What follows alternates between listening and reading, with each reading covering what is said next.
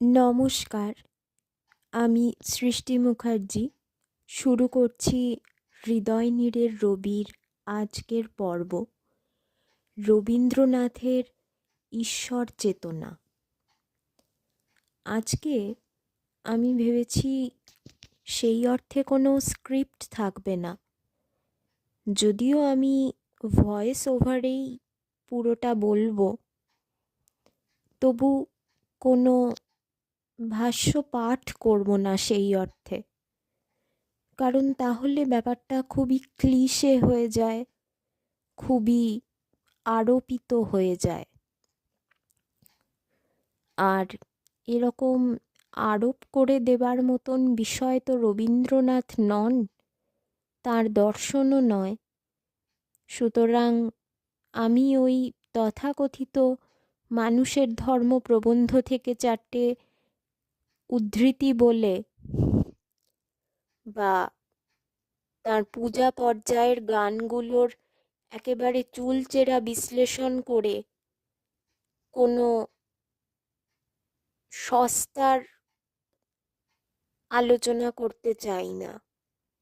কথাটা আমি সচেতনভাবেই বললাম, কারণ অনেকেই এখন বর্তমানে রবীন্দ্রনাথ নিয়ে ঘাঁটাঘাঁটি করতে করতে রবীন্দ্র স্নব হিসেবে নিজেদের প্রমাণ করতে ব্যস্ত হয়ে পড়েছেন, যার প্রমাণ আমরা সবাই পেয়েছি।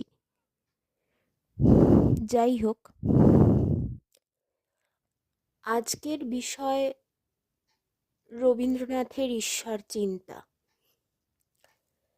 ঈশ্বরের উৎপত্তি কোথায় হয়েছিল সে তো কেউ জানে না, কিন্তু ঈশ্বর তাঁর পুত্র মানুষকে কিভাবে সৃষ্টি করেছিলেন তার ইতিহাস মানুষের করায়ত্ত হয়েছে, মানুষ সে সম্পর্কে অবগত হয়েছে বর্তমান ইতিহাস এবং বিজ্ঞান ও প্রযুক্তির দৌলতে।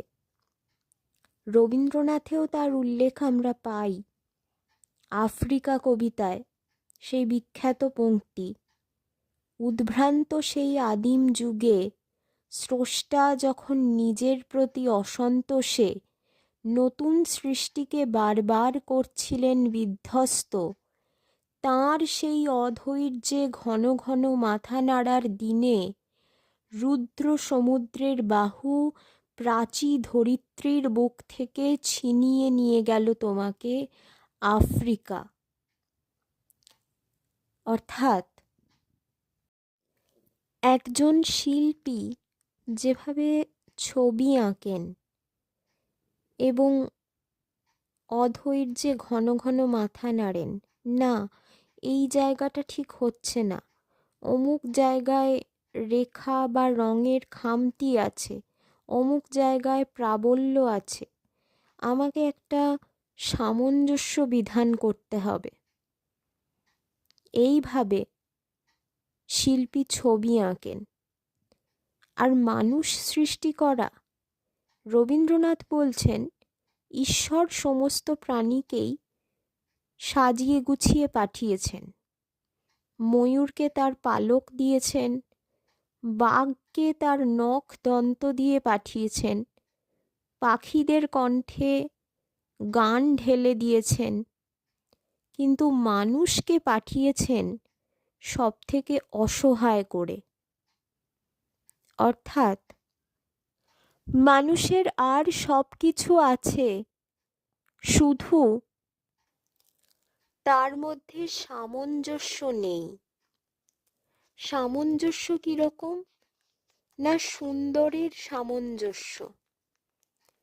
সামঞ্জস্য প্রবন্ধে রবীন্দ্রনাথ এই কথাই বলছেন, তিনতলা প্রবন্ধেও রবীন্দ্রনাথ এই কথা বলছেন।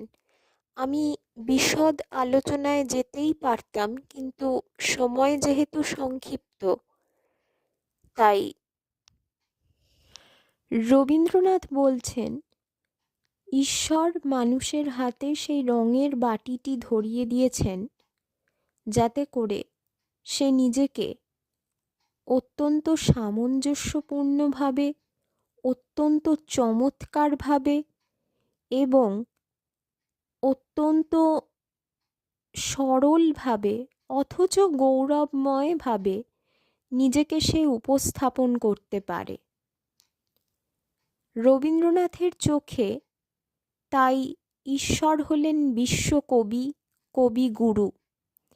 আপনারা শুনলে আশ্চর্য হবেন যে শব্দ দুটি যে আমরা রবীন্দ্রনাথের ক্ষেত্রে প্রয়োগ করে থাকি তাকে বলি আমরা বিশ্বকবি, কবিগুরু, সেই শব্দ তিনি ঈশ্বরকে বলেছেন, ব্রহ্মকে বলেছেন।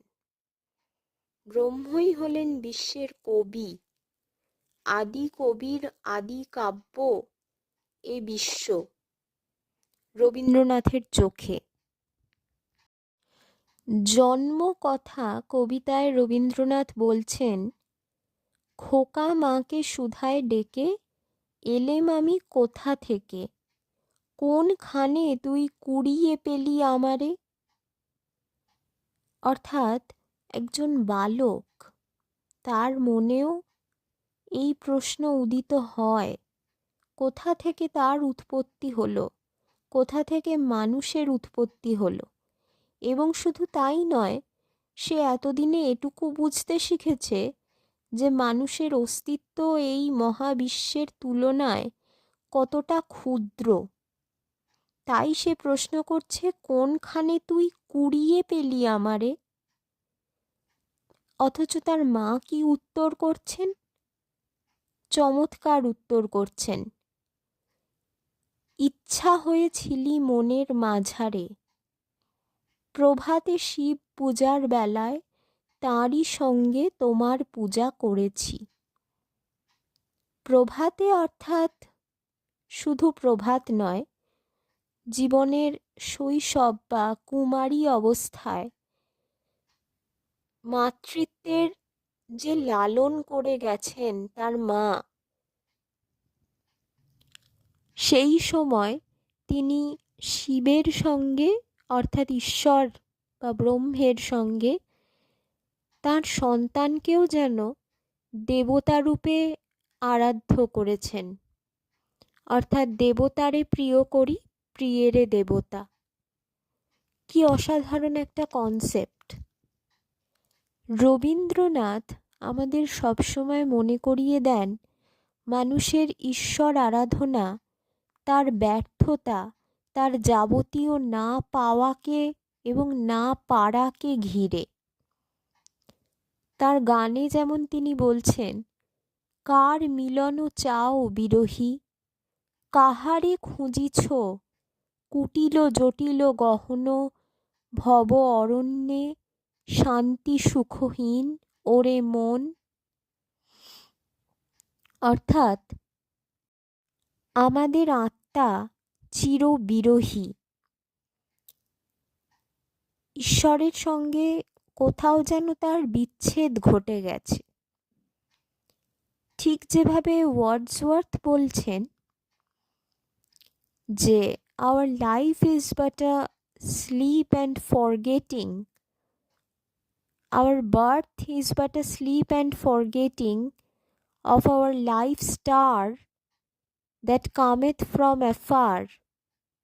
রবীন্দ্রনাথ সেরকম বলছেন, জন্ম মোদের অনাদিকালের উৎস হতে, অসীম কালের রহস্য স্রোতে। এই অনাদিকাল ব্রহ্ম, সময়কে আমরা ঘড়ি দিয়ে মাপি, কিন্তু সময় কি আদৌ মাপবার মতো জিনিস? তিনি বলছেন, প্রজাপতি শুধু বরষ গণে না, নিমেষ গণিয়া বাঁচে, সময় তাহার যথেষ্ট তাই আছে। কি স্ট্রাইকিং একটা একটা উপমা। তিনি এও বলছেন, কালের যাত্রার ধ্বনি শুনিতে কি পাও। এই যে ইনভিজিবল একটা সত্তা, অদৃশ্য সত্তা সময়, বয়ে চলেছে, অথচ এর বয়ে চলাকে আমরা দেখতে পাই না চোখে, কিন্তু অনুভব করতে পারি। সেটাকেই তিনি ফুটিয়ে তুলছেন। ঈশ্বর যেখানে শ্রীমদ্ ভগবদ্ গীতায় বলছেন যে আমি সময়, আমি ত্রিকাল। রবীন্দ্রনাথের ফিলোসফি বা দর্শনকে কোনো পার্টিকুলার ইজমের মধ্যে ফেলা যাবে না। মোনোথেইজম, প্যানথেইজম, পলিথেইজম, এমনকি এথেইজম কোনোটার মধ্যেই নয়। কারণ তিনি পরম করুণাময় ঈশ্বরের কথা যেমন বলছেন, তেমনি এক নিষ্ঠুর ঈশ্বরের কথাও বলেছেন, যাকে তিনি ছন্দে বন্ধে ভেঙে করেছেন নিঠুর। নিঠুর অর্থাৎ এমন একটা শব্দ যাকে পুরোপুরি নিষ্ঠুর বলা যায় না। নিষ্ঠুরের একটা মধুর রূপ নিঠুর। এই করেছ ভালো নিঠুর হে, এ কথা পরম সমর্পণের কথা। একের পর এক গ্লানি, দুঃখ, বিচ্ছেদের তাপ সহ্য করে করে করে যে মানুষ ক্লান্ত হয়ে যান, বলেন ক্লান্তি আমার ক্ষমা করো প্রভু, পথে যদি পিছিয়ে পড়ি কভু। অথচ যিনি থামেন না, থামতে জানেন না, তিনি বলতে পারেন এই কথা। তিনি বারবার প্রশ্ন করতে পারেন। রবীন্দ্রনাথের সময় তৎকালীন ব্রাহ্মবাদ, ব্রহ্ম সমাজের সার্থকতা নামে তার প্রবন্ধ আছে, সেগুলো পড়লেই জানা যাবে। বা তৎকালীন হিন্দু দর্শনে আমরা যে ঈশ্বরকে প্রশ্ন করতে ভয় পেতাম, রবীন্দ্রনাথ কিন্তু তা শেখাননি আমাদের। তিনি বারবার প্রশ্ন করেছেন, যাহারা তোমার বিষাইছে বায়ু, নিভাইছে তব আলো, তুমি কি তাদের ক্ষমা করিয়াছ, তুমি কি বেসেছ ভালো? ছোট ছোট প্রাণগুলি কাঁদে, কেন তারও পরে বান হানো। অনেকেই বলে থাকেন, এমনকি এই অডিওটা করার সময়ও আমার মনে হয়েছিল যে ঈশ্বর চিন্তা, আধ্যাত্মিকতা এসব নাকি অনেক বয়সকালের বিষয়। বয়সকালে গিয়ে মানুষ বানপ্রস্থ বা সন্ন্যাস নেয়, তখন তারা এই সমস্ত বিষয় নিয়ে কথা বলে। কিন্তু ধারণাটা সম্পূর্ণ ভুল। রবীন্দ্রনাথের শান্তিনিকেতন প্রবন্ধগুচ্ছ আমি যখন হাতে পাই, তখন আমি কলেজে পড়ি। সেই সময় আমার জীবনের প্রতি দৃষ্টিভঙ্গি, পার্সপেক্টিভকেই, সেই ব্লাইন্ড ফোল্ডেড পার্সপেক্টিভকেই তিনি আদ্যন্ত বদলে দিয়েছেন। একথা আমি হলফ করে বলতে পারি। আমি কেন, তার প্রত্যেক পাঠক পাঠিকারাই জানেন। নাথ হে, প্রেমপথে সব বাধা ভাঙিয়া দাও, মাঝে কিছু রেখো না আর, থেকো না দূরে, নির্জনে স্বজনে অন্তরে বাহিরে, নিত্য তোমারে হেরিব, সব বাধা ভাঙিয়া দাও। অথবা সুর ঘুমালো নীরব নীড়ে, গান হলো মোর সারা, কোন আকাশে আমার আপন তারা।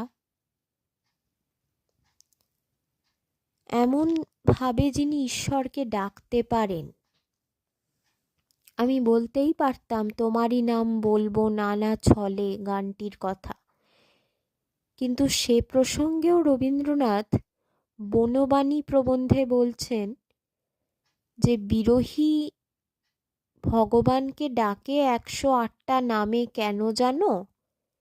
কারণ সে বিরহের আকাশকে পরিপূর্ণ করে তুলতে চায়। বিরহের আকাশকে পরিপূর্ণ করে তুলতে চায় বলেই ভাবের গৌরবে, ভাবের মাহাত্ম্যে সে ঈশ্বরকে এত নামে ডাকে। কি গভীর একটি দর্শন! রবীন্দ্রনাথের ঈশ্বর তাঁর জীবন দেবতা, তাঁর আঁধার ঘরের রাজা। তাকে নিয়ে কিছু বলা মানে বিন্দুতে সিন্ধু দর্শন করা, অথবা সিন্ধু থেকে মন্থন করে এক বিন্দু জল তুলে আনার ব্যর্থ প্রচেষ্টার মতো। ব্যর্থ যদিও নয় পুরোপুরি, জীবনের যত পূজা হলো না সারা, জানি হে জানি তাও হয়নি হারা। ওহে জীবন বল্লভ, ওহে সাধন দুর্লভ, আমি মর্মেরও কথা অন্তর ব্যথা কিছুই নাহি কব। এই সংসার পথ সংকট অতি কণ্টকময় হে, আমি নীরবে যাব হৃদয়ে লয়ে প্রেম মূরতি তব। তবু ফেলো না দূরে দিবস শেষে ডেকে নিও চরণে, আমি কি আর কব ওহে জীবন বল্লভ। আবার কখনো বলছেন, আমি জেনে শুনে তবু ভুলে আছি, দিবস কাটে বৃথায় হে, আমি যেতে চাই তব পথ পানে, শত বাধা পায়ে পায়ে হে। মিল্টনের প্যারাডাইস লস্টে আমরা যেভাবে ঈশ্বরকে একজন পেট্রিয়ার্কাল ফিগার বা একজন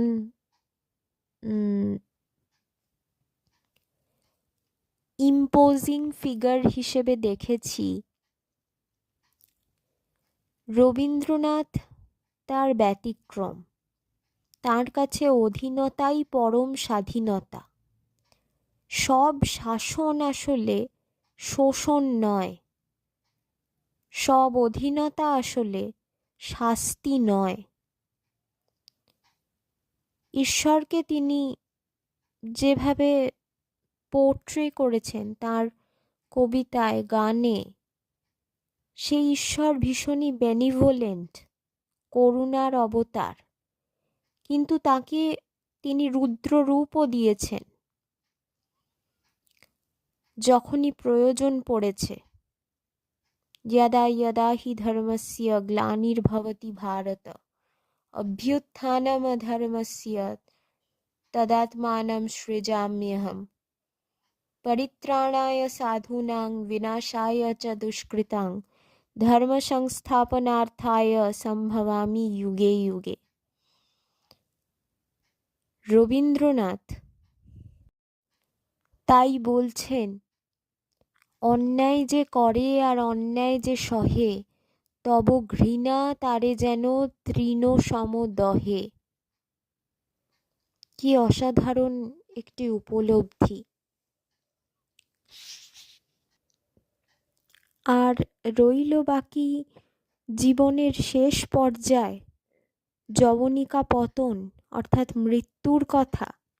আমরা তো এতক্ষণ বলতে বলতে আসছিলাম সারা জীবন ধরে জীবনের বিভিন্ন পর্যায়ে মানুষ কিভাবে ঈশ্বরের সম্মুখীন হয়, ঈশ্বরকে ডাকে, মৃত্যুকে কিভাবে সে গ্রহণ করবে, ঈশ্বরের সঙ্গে একীভূত হওয়া, পরজন্ম, পুনর্জন্ম ইত্যাদি বলে।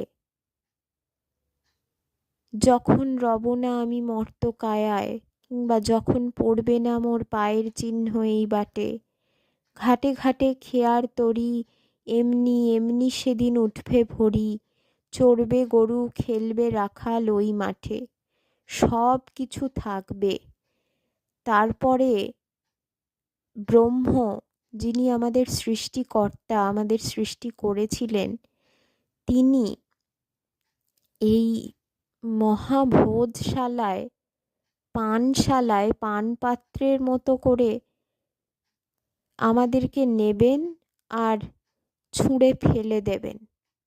কিন্তু কবি বলছেন যদি ছুঁড়ে ফেলেও দেন তবু তার আশ্রয় যেন তার চরণে হয়। একজন আকুল ভক্ত না হলে এ কথা কেউ বলতে পারে না। রবীন্দ্রনাথ মৃত্যুকে ডেসক্রাইব করছেন এইভাবে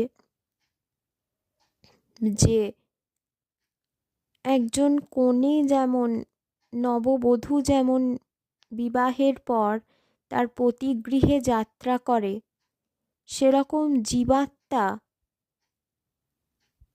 অনেক ত্যাগ স্বীকার করে তার পিতৃগৃহ অর্থাৎ এই সংসার ত্যাগ করে তার পতির গৃহ অর্থাৎ জগতের নাথ বা স্বামী, তার প্রভুর গৃহে যাত্রা করে। কি সুন্দর একটা কনসেপ্ট! পিতার গৃহ ছেড়ে পতিগৃহে যাত্রা। তাতে করে সবাই কাঁদে একটা মেয়ে যখন বিয়ে হয়ে শ্বশুর বাড়ি চলে যায়। সেরকম একজন মানুষ যখন মারা যান তার শোকে সবাই কাঁদে, সবাইকে কাঁদিয়ে তিনি চলে যান। কিন্তু তিনি মৃত্যুর পর পরম শান্তি প্রাপ্ত হন, অর্থাৎ পতিগৃহে কন্যার যাত্রা সম্পন্ন হল। এভাবে তিনি মৃত্যুকে দেখছেন। আর কি বলবো ঈশ্বর নিয়ে, রবীন্দ্রনাথ নিয়ে? তোমার পায়ের পাতা সবখানে পাতা, কোনখানে রাখবো প্রণাম। আজ এই বলেই আলোচনা শেষ করছি। সবাই খুব ভালো থাকবেন, রবীন্দ্রনাথে থাকবেন।